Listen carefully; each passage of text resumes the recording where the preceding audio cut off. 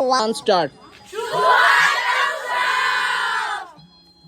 গতকাল চলে গেছিলাম খুব ছোটবেলার এক বন্ধুর আলতা উৎসব অনুষ্ঠানে। আমরা তো সবাই মেহেন্দি উৎসব দেখেছি, এই প্রথমবার আলতা উৎসব দেখছি আমি। তোমরা কে কে দেখেছো আমি জানি না, কিন্তু আমারই ফার্স্ট টাইম দেখা। তো ওদের ড্রেস করেছিল লাল সাদা, যেহেতু আলতা উৎসব লাল সাদা ড্রেসই সবারও বলে দিয়েছিল। আমরা সেরকম মতো সেজে গুজে একদম সন্ধ্যাবেলার বাড়িতে এসে হাজির হয়ে গেছি।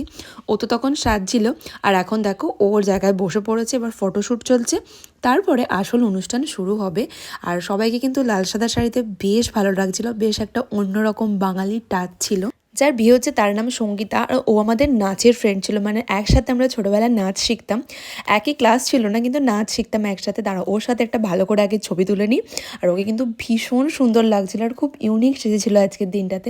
আর এটা হচ্ছে আমার বোনের মেয়ে, ওর নাম হচ্ছে পরি।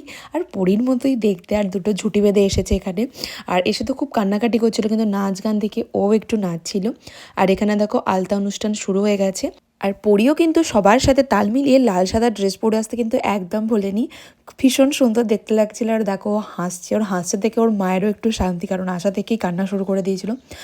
সঙ্গীতের যেহেতু একটা ডান্স গ্রুপ রয়েছে, তার তো ছাত্রছাত্রীদের ডান্স তো থাকবেই। আর সেই কথা মতোই নাচ গানও শুরু হয়ে গেছে, সবাই ভীষণ ভীষণ ভীষণ আনন্দ করছিল।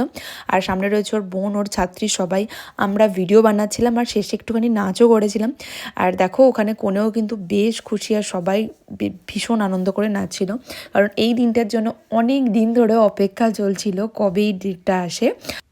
আর আজকে কিন্তু ওর ছাত্রছাত্রীর সংখ্যা আর বন্ধুদের সংখ্যাই বেশি ছিল, আর সবাই নাচছিল, ভীষণ আনন্দ করছিল। একটু ভালো করে দেখে নাও।